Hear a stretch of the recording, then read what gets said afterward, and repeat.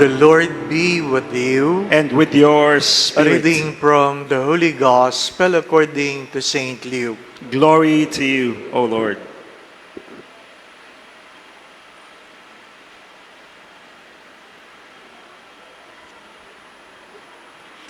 There was a scholar of the law stood up to test Jesus and said, "Teacher, what must I do to inherit eternal life?" Jesus said to him, "What is written in the law? How do you read it?" He said in reply, "You shall love the Lord your God with all your heart, with all your being, with all your strength, and with all your mind, and your neighbor as yourself."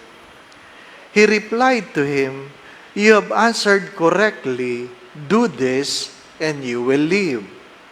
But because he wished to justify himself, he said to Jesus, "And who is my neighbor?" Jesus replied, "A man fell victim to robbers as he went down from Jerusalem to Jericho. They stripped and beat him and went off leaving him half dead. A priest happened to be going down that road, but when he saw him, he passed by on the opposite side. Likewise, a Levite came to the place, and when he saw him, he passed by on the opposite side. But a Samaritan traveler who came upon him was moved with compassion at the sight. He approached the victim, poured oil and wine over his wounds, and bandaged them. Then he lifted him up on his own animal, took him to an inn, and cared for him. The next day he took out 2 silver coins and gave them to the innkeeper with the instruction, "Take care of him. If you spend more than what I have given you, I shall repay you on my way back." Which of these three, in your opinion, was neighbor to the robber's victim? He answered, "The one who treated him with mercy." Jesus said to him, "Go and do likewise."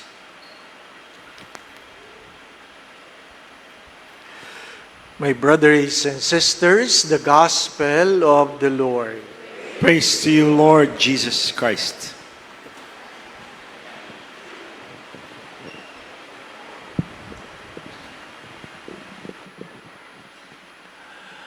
Whether you like it or not, the things we do are the things innate within ourselves. A product of discipline, a product of habit, and not necessarily what we know. Hindi lahat ng ating ginagawa dahil yun ang alam natin.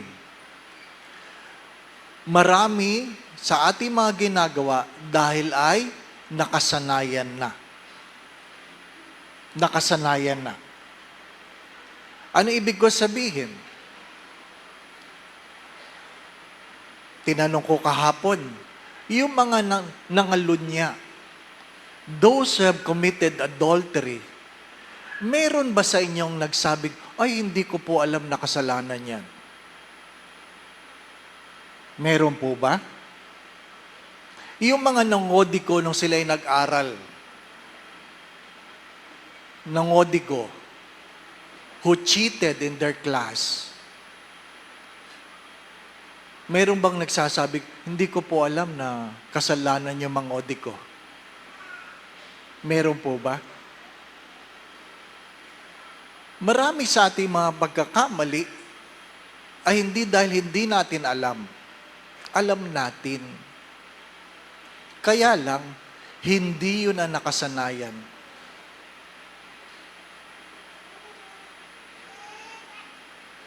Halimbawa, example ko kahapon, doon sa isang parokya, pagkatapos ng isang graduation, ng prex. May kainan. At nung inilabas na yung mga kakainin, nilabas yung lechon. Walang ulo. Walang ulo. Alam nyo, pangit pala yung lechong walang ulo. Oh, sorry pangit. Nagtanong yung pari, hindi dahil pangit yung walang ulo, ang tanong, nasaan yung ulo ng lechon? Nasaan? To cut the story short, walang umamin. Ano pa? Walang umamin. Ano ibig sabihin? Mga taong simbahan yon. Ang tirador doon, taong simbahan. Alam ba nila o hindi ba nila alam na mali yun? Alam nila yon. Ang mahirap doon, baka yung naglilid pa ng rosaryo ang kumuha nun, hindi po ba? Di po ba? There are things we know that is wrong, and yet we do it. Ito mas malala. May kasama kaming pari, nalulong sa online gambling. Nabaon sa utang. More than 2 million. Inalis ngayon sa ministry, pinag-attend ng rehab, at pinagbabayad. Hindi ba alam ni Father na mali yun? Alam niya yun. Nakukuha po ninyo? Kahit sa Ebanghelyo, hindi ba alam ni Father na dapat tulungan niya yung ano? Hindi, tumawid siya. Bakit? May mga alam tayo na hindi natin ginagawa. Pero, may mga ginagawa tayo kahit hindi maganda, kahit hindi masarap, ginagawa natin dahil naintindihan natin. Tulad ng ano? Hindi naman masarap ang gulay. Di po ba? Huwag niyo sasabihin sa akin masarap ang gulay. Sinungaling kayo. Di po ba? Hindi masarap. Nakasanayan mo na lang kainin. Bakit mo kinakain? Not because of its taste, but because you understand that it will help you with regard to your health. Alam mo yung mas malaking kadahilanan. Hindi madali mag-aral. It is not easy to read books. Kaya yung mga bata ngayon, GPT lang ng GPT. Cut and paste ng cut and paste. O kahit nahihirapan ako sa klase ko, walang typewritten. Lahat handwritten ngayon. Para kung kinopya mo man, at least sinulat mo. Di po ba, ano? Oo. Oral exam kami ngayon lahat. Para walang nandadaya. Kasi ang daling mag-submit ng papers ngayon eh. Napakadali. Hindi naman sa pagmamayabang yung panahon namin, nabuhay kami nang walang Google. Diba? Nakapasa kami sa college nang walang computer. Late na lumabas ang calculator. Slide rule kami noon. Engineering yan. My dear friends, my brothers and sisters, even Steve Jobs have said this. The failure is that we focus on what we do rather why we are doing it. We focus more on what we do rather why we are doing it. Bakit hindi nagsisimba ang mga tao? Kasi walang sinabi ang magulang, magsimba ka. Magsimba ka. Hindi mo sinasabi, bakit kailangan mong magsimba? Kainin mo yung gulay. Pampahaba ng buhay. Ano sabi ng bata? Baka hindi na tayo mamatay. Di ba? Hindi mo pinapaliwanag. Ang daming may sakit ngayon. And you have to understand that health, listen to this, health is 20% exercise, 80% diet. Health is 20% exercise, 80% diet. Kaya kahit nag-exercise ka, kung kakainin mo lahat ng bawal, mamamatay kang maaga. At least nag-enjoy ka, di ba ba? No? Bago ka maghingalo, di ba ba? Bago ka gumasto sa hospital, sa dami ng gamot. Discipline. Discipline. Alam niyo bang tayo lang mga Pilipino ang nagturo sa buong mundo ng Sharon? Hindi nila alam yun. Balutin mo. Kumakain pa lang, nagbabalot na. Bakit? Deprive ba? Excuse me, hindi ito ugali ng mahihirap. Ugali din ito ng mayayaman.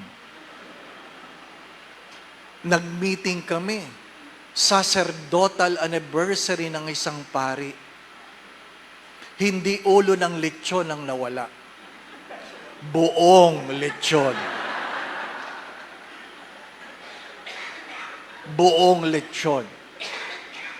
Saan? Sa isang prominenteng parokya, sa isang prominenteng village.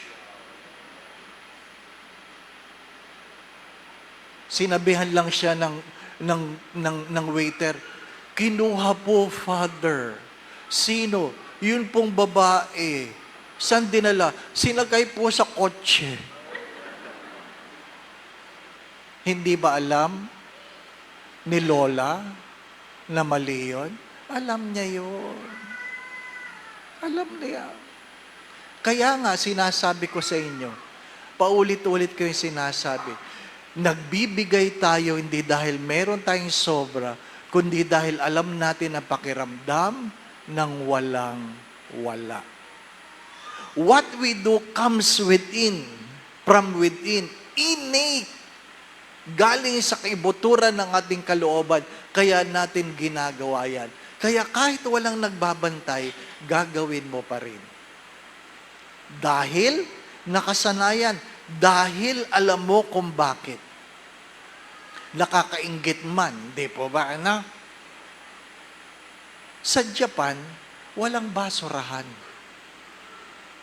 Walang basurahan. Dahil itinuro sa mga tao, kung may basura ka, ilagay mo sa supot mo, ilagay mo sa bulsa mo. Sa Pilipinas, hindi. Kung saan may nakalagay, bawal magtapon ng basura dito, yun ang pinakamaraming basura. Bawal umihi dito, yan ang pinakamapalot. Kakaiba tayo. Kakaiba tayo. Ang tawag dyan ay disiplina. Ang tawag dyan ay disiplina. You don't need to be a Catholic to love your neighbor. You don't need to be a Catholic to honor your mother and father. You don't need a Catholic to be righteous. You don't need to be a Catholic to be honest. My dear friends, my brothers and sisters, all of us inside the church are good people. What I do not know is the moment we go out. Doon sa isang parokya nagmisa ako. 10 minutes after the mass, punta ako sa parking. Sa parking, inabutan ko, nag-aaway. Yung mga galing sa simbahan. Dahil, hindi nag-uunahang lumabas. Hindi po ba, ano? Nag-uunahang lumabas. Sayang ang misa kung hindi mo naisasabuhay ang kautusan. The second reading reminds us of what? Everything will begin and end with Christ. That's why the first reading says, if you only heed to the law, then at the end, you will find yourself in God. It takes time to learn a habit. It does not mean you do not understand prayer. You don't pray because it was not a habit. It doesn't mean you don't understand why we need to go to Mass.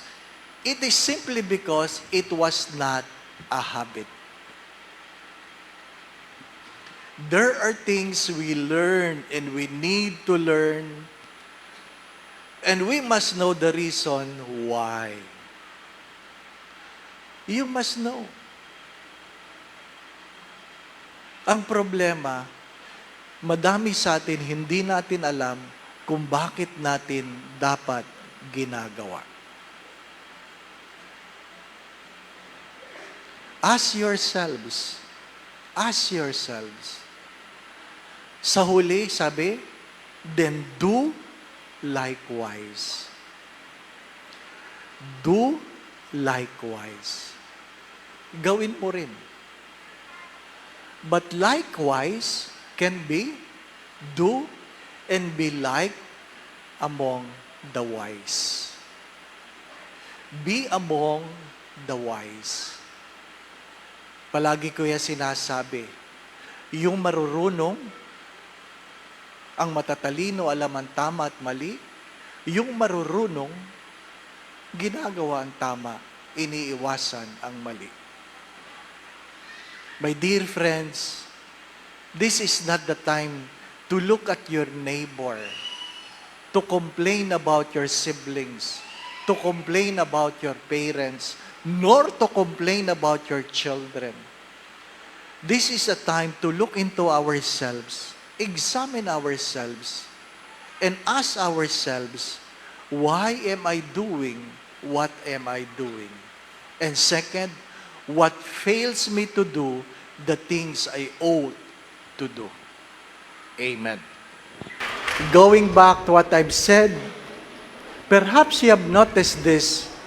Sa magkakapatid, hindi naman yung mayaman ang palaging mapagbigay, no?